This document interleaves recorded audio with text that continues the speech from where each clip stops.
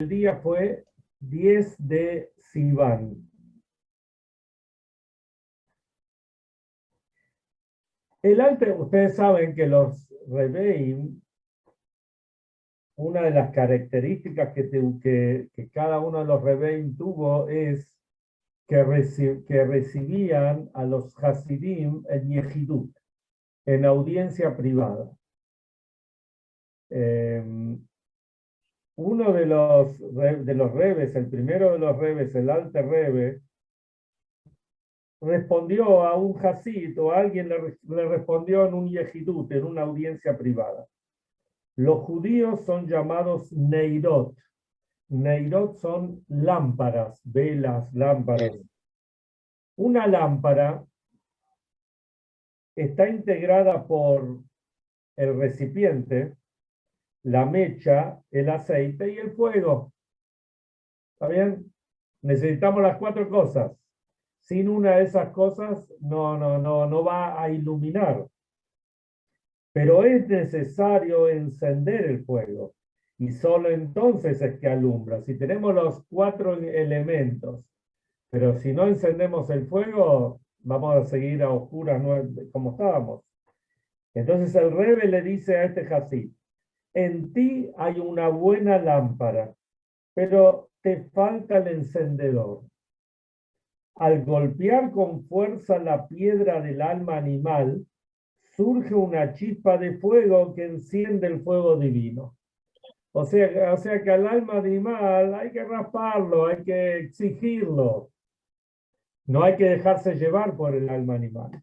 Entonces, al no dejarnos llevar por el alma animal, entonces ahí de esa forma encendemos ese fuego divino que tenemos dentro de nosotros.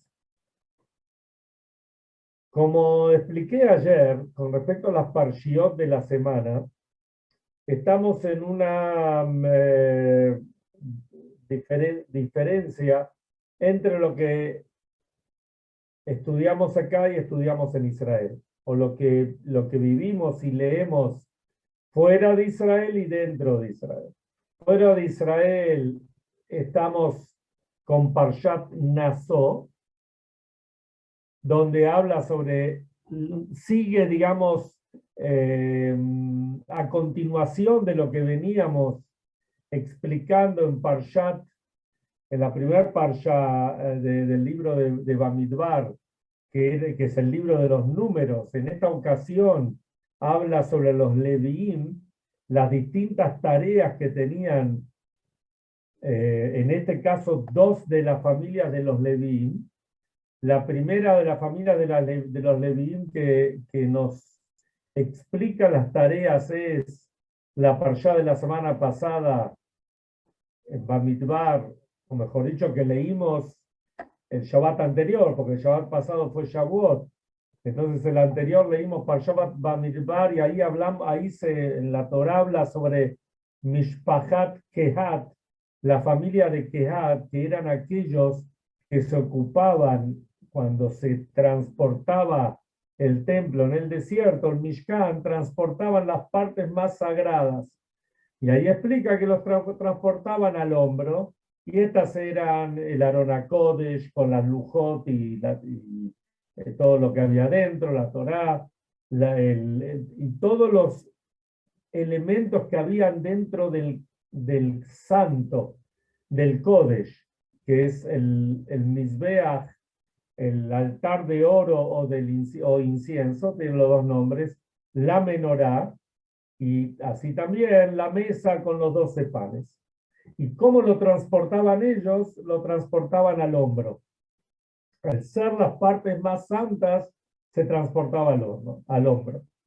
Después en la parsha de esta semana nos cuenta que transportaban las familias de Gershon y las familias de Merari. Que los tres, Kehat, Gershon y Merari, eran los tres hijos de Leví. Del primer Leví, que era el hijo de Jacob. Los de Gershon transportaban, digamos, todo lo que eran los cortinados. Había cortinados interiores y había cortinas o tapices que hacían las veces de techos, todo eso y las estacas donde se agarraba todo eso lo transportaban los Bnei Keot, Bnei Gershon, la familia de Gershon. Y después tenemos la familia de Merari, que eran los que cargaban las partes más pesadas, digamos, todas las columnas de madera, las vigas de madera con las bases. Bueno, eso era lo más pesado. Tanto la familia de Gershon como la familia de Merari cargaban digamos, estos elementos, los cargaban en carretas. Es interesante que la familia de Merari era la más numerosa.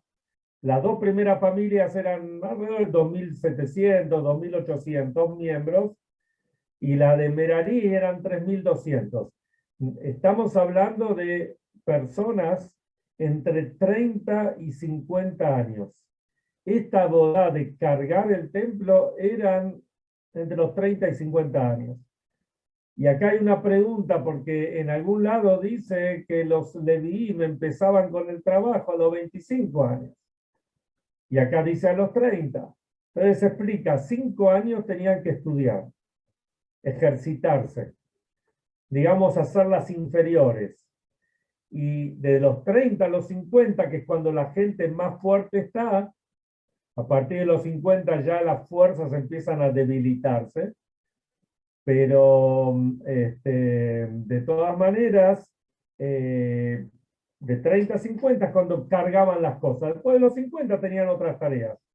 Aprovecho, por ahí después se lo voy a mandar, recibí un videíto de una entrevista que le hacen a un médico, por ahí José lo vio en un programa de acá de TN, un médico donde habla sobre un gerontólogo, y es interesante como explica que la gente mayor, no es que, bueno, se puso vieja y lo mandamos al Moishavskenim, como se decía antes, al hogar de ancianos, o como se decía antes, al asilo, lo asilamos, lo sacamos de circulación porque la unidad ya no funciona. Todo lo contrario, dice que la gente mientras más activa está, mejor está y más puede vivir. Y es interesante porque esto el Rebbe lo dijo hace años. Calculen que ahora se cumplen 29 años de la desaparición física del Rebbe. Y 2 años más que el Rebbe no pudo hablar. O sea que esto el Rebbe lo dijo hace más de 30 años, 30 y pico de años. Y el Rebbe dijo claramente, la edad física no tiene nada que ver con la edad biológica, o sea, cómo uno se siente. Y está la famosa alocución del Rebbe, cuando el Rebbe cumplió 70 años. ¿Qué tal, Eduardo? Cuando el Rebbe cumplió 70 años, el Rebbe habla y cuenta que hubo gente que le escribió y le dijo que bueno, como siento que pare la mano un poco, ya trabajó tanto, ahora cumplió 70 años, llegó el momento como de jubilarse. Entonces el Rebbe se rió, dijo, en el judaísmo no existe jubilarse, y si miramos las campañas del Rebbe a lo largo de los años de liderazgo, el Rebbe no paró nunca, pero la intensidad de las campañas después de los 70 años fueron mucho más profundas, se puede decir, está bien, coincidió por ahí con las redes sociales y con la televisión y con la difusión del judaísmo a través de los Batei Chabad en distintos lugares del mundo. Pero la realidad es que el Rebbe, después de los 70, es cuando más lo vimos meterle pata, como se dice. Y no solamente eso, ese día que al Rebbe le pidieron que se jubile, ese día el Rebbe pidió que en el curso del año, hasta que él cumpla los 71 años, se funden, quiere decir, se pongan en funcionamiento 71 nuevas instituciones de Jabat en el mundo. O sea, no solamente que calcule 71 nuevas instituciones en el mundo, en aquella época, año 1972, era algo muy, digamos, era un desafío muy grande para los Hasidim. Y los Hasidim se pusieron las pilas y lo lograron.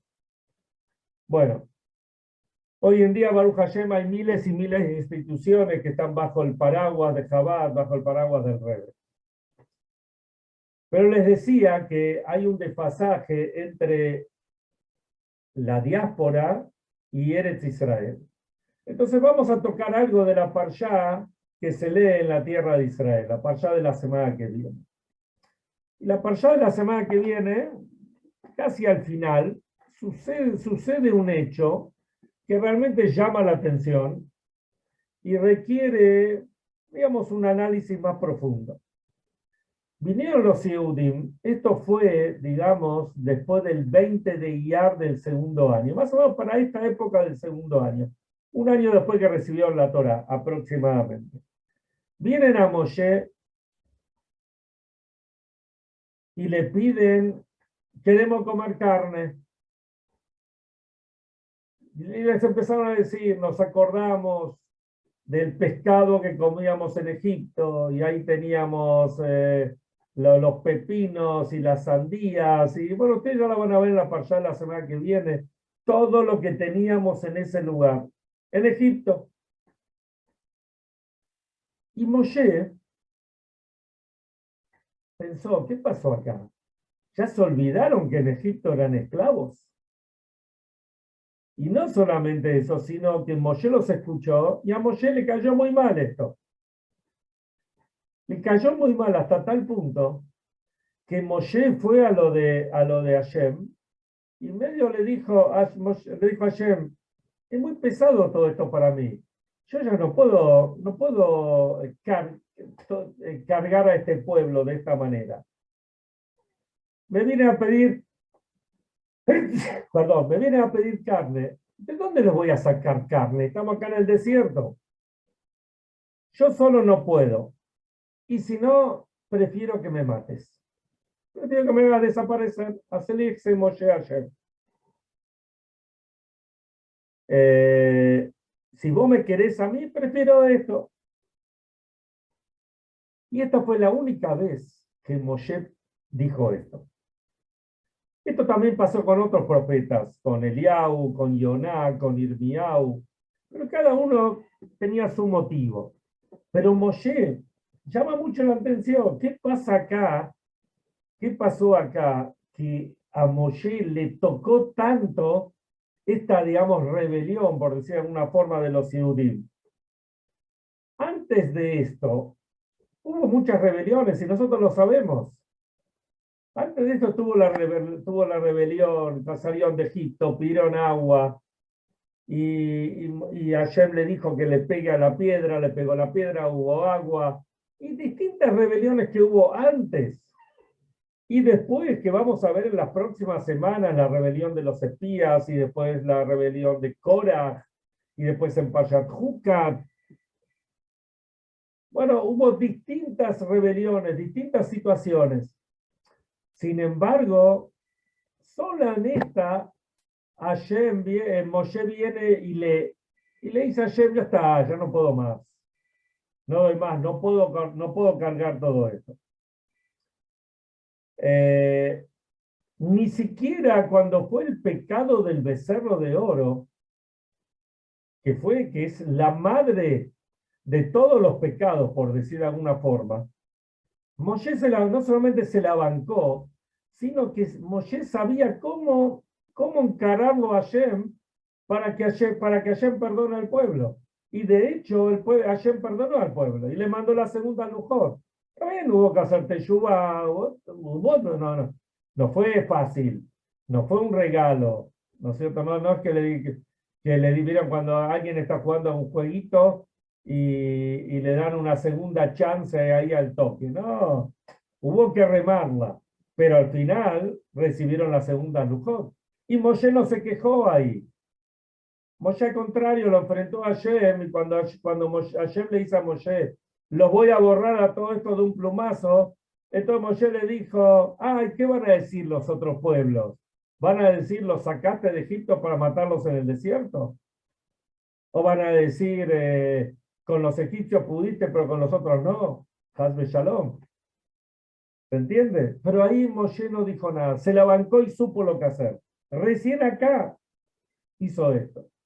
Viene Hashem y le dice, no tenés carne, no te preocupes, voy a mandar carne, voy a mandar tanta carne que se van a saciar y le va a salir por la nariz la carne. No podés solo, no hay ningún problema. Yo te voy a poner a 70 ancianos. Y así fue, cuenta la parshá de la semana que viene, que Moshe le puso 70 ancianos, que Moshe compartió de su profecía, la compartió con ellos, con los 70 ancianos. Porque Moshe dijo, yo no lo puedo hacer solo esto. Pero si nosotros miramos la historia, vamos a ver que ya pasó esto. Cuando Moshe bajó del monte Sinaí, y la gente quería saber, tenía dudas, tenía preguntas sobre la Torá, Moshe, viene el suegro de Moshe y le dice, y Moshe estaba trabajando, recibiendo gente de la mañana temprano hasta la noche. Entonces Moshe, Yitro, el suegro de Moshe, le dice, escúchame, te vas a cansar, no vas a poder hacerlo solo. Tenés que armar instancias menores para que armar jueces, maestros menores, y después que ellos se ocupen de las cosas sencillas y las cosas difíciles te vas a ocupar vos. Hay algunos que entonces, ¿por qué justamente ahora viene Moshe? Primero que evidentemente Moshe tenía colaboradores. Sin embargo, Moshe se quejó. Viene el Ramban y dice, los Keinim, los ancianos estos, no podían traer la carne y otras cosas. Y también se van a quejar, pero la diferencia iba a ser ahora que se van a que ayer le dijo, ¿vieron? Cuando en una empresa normalmente hay o un ejército, hay una línea de mandos, ¿no es cierto? Cuando hay una línea de mandos, digamos, en una empresa, en un negocio, entonces cuando viene un cliente a quejarse, el primero que lo recibe es el empleado. Después, si el empleado no funcionó, viene el supervisor. Si no anduvo el supervisor, va ni el gerente. Y de última lo va a recibir el dueño de la empresa. Pero si el que lo recibe es el dueño de la empresa, no funciona. Entonces el Ramban, el Nachmanides dice, ahora que tiene los ancianos, estos ancianos van a ser digamos, de primera línea. No lo van a molestar tanto a Moshe. Pero de todas maneras, tampoco se entiende, tampoco se entiende esto, porque al final de cuentas, si vamos a decir que era así, ¿por qué se quejó Moshe ahora? Ya desde Parshat Yitro, un año antes, ya Moshe tenía los colaboradores. Entonces, y más aún, viene la historia con el Dat y Meidat, justamente en la Parsha la semana que viene. Viene de los 70, había 72 en realidad, y dos quedaron afuera. Y estos dos empezaron se llamaban el Dat y Meidat, estos empezaron a profetizar. ¿Y qué decían? Decían, Moshe se va a morir, y Yoshua va a ser el sucesor. Entonces todos vinieron así, y pobres, bueno, todos vinieron entonces vino a Itzipora fue la que Itzipora, la esposa de Moshe, dijo, pobrecitos de estos, que las esposas se van a separar de ellas como mi marido se separó de mí. Moshe estaba separado de Itzipora, ¿por qué? Porque como Hashem podía estar con él en cualquier momento, podía venir. Entonces él tenía que estar puro, no podía estar con la esposa. No podía estar en las cuestiones materiales, tenía que estar listo para recibirlo a Hashem. Entonces ahí fue cuando Miriam habló mal de Moshe, dijo pobrecito Moshe, y ahí fue cuando recibió la lepra, o las manchas, etcétera, etcétera. Pero ¿qué vemos de Moshe? Ahí justamente viene Hashem y lo enaltece a Moshe.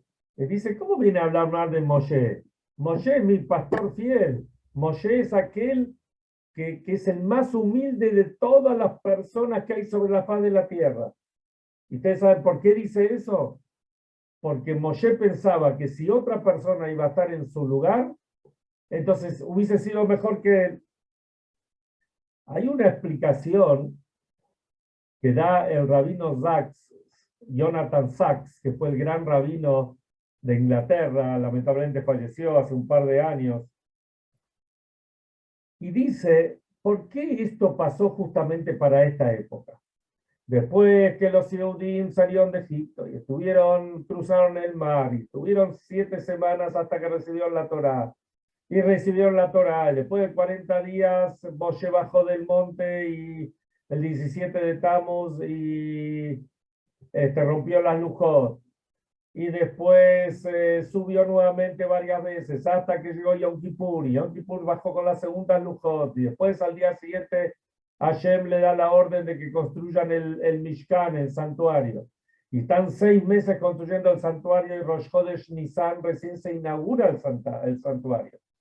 Y después, bueno, que se inaugura el santuario, empiezan a viajar, y ahí cuando empiezan a viajar se arma todo este despiole, esta rebelión que le vienen a pedir a Moshe. Entonces, se explica, podemos explicar que el primer tiempo ellos todavía vivían en el estado de esclavitud, todavía se acordaban de la esclavitud, pero ahora, después de 1 año y medio, de 1 año y pico, casi 1 año y 3 meses y 2 meses, que habían salido de Egipto, y que ya comían del man, y ya tomaban del agua de Miriam, y ya tenían la protección de Hashem todos los días. Ellos vivían en un estado totalmente separados del mundo. Tenían lo que se dice un Giluy Elokut, una revelación divina, la tenían permanentemente. Podían estudiar, podían estudiar Torah permanentemente. Y ahora vino digamos, el quiebre. Entonces Moshe se puso a pensar, tal vez el defecto está en mí. Y realmente muchas veces nosotros decimos esto, que cuando vemos, o sea, muchas veces cuando, por ejemplo, un maestro le enseña a los alumnos, y digamos que los alumnos no avanzan. Vieron que hace unos años, o los últimos años, en algunas universidades, cuando hacían los exámenes, no aprobaba ninguno, o la mayoría, el gran porcentaje no aprobaba. Entonces, ¿el problema de quién es? ¿Es de los alumnos o es del profesor? Bueno, hay que analizarlo eso. Pero la realidad es que uno puede decir, por ahí la culpa, el que no está haciendo la cosa como corresponde, es el profesor. Que el alumno no capta, o los alumnos no captan lo que él les está enseñando. Y entonces, y esto es lo que pensó Moshe. Moshe pensó, capaz soy yo el que no estoy llegando a la gente. Y si yo no les llego a la gente, pues mirá la cosa que me está pasando. Ya pasó 1 año, ya están viviendo con la divinidad permanentemente. ¿Qué quiere decir que vienen y me piden la carne? El problema no es la carne. Moshe sabía que el problema no es la carne. Como ayer le dijo, ¿quieres carne? Te doy carne. No es, ¿quieres agua? Te doy agua. ¿Querés protección? Te doy protección. Te doy todo lo que quieras. Pero el Moshe se sentía mal, se sentía quebrado, esa es la palabra, tocado, quebrado, porque decía, ¿cómo puede dar una reacción de esto? Y esto es algo que nos puede pasar a cada uno de nosotros. Acá me anoté algo. en el Tosafot, que es uno de los comentaristas de la Torá, dice que los Yehudim eran como chicos que salen de la escuela y salen corriendo. Y esto es interesante, ¿no? Fíjense los chicos, estuvieron en la escuela. Esto es algo que pasa permanentemente. Los chicos están en la escuela, o fueron al Ken, o fueron a una actividad, y terminó, o fueron a la colonia de vacaciones. Vienen los padres a buscarlos, o tocan la campana y salen todos corriendo, todos se van. ¿Cómo se van? ¿Por qué se van? ¿Que no les gustó? ¿Se tienen que salir, se tienen que ir corriendo, escapándose de la escuela? Y así estaban los Yehudim en ese momento. Y no es así. La naturaleza de la persona es así. Que de repente, bueno, cuando termina una actividad nos vamos. ¿A eso quiere decir que no me gustó? No, no quiere decir que no me gustó. Algunos por ahí se queda charlando con el profesor, con el maestro, haciendo alguna que otra pregunta, pero la mayoría terminó, ya está, vamos a lo que viene. Y esto es lo que aprendemos de acá. Uno tiene que saber que no tiene que quebrarse. Y de repente también tiene que delegar en otros algunas de las tareas. Que esto es lo que aprende, algunas de las cosas que aprendemos de la Pasha esta semana. Bueno, de esta semana o la semana que viene, así de esta forma estamos juntos con los Yehudim de Eretz HaKodesh, de la Tierra Santa.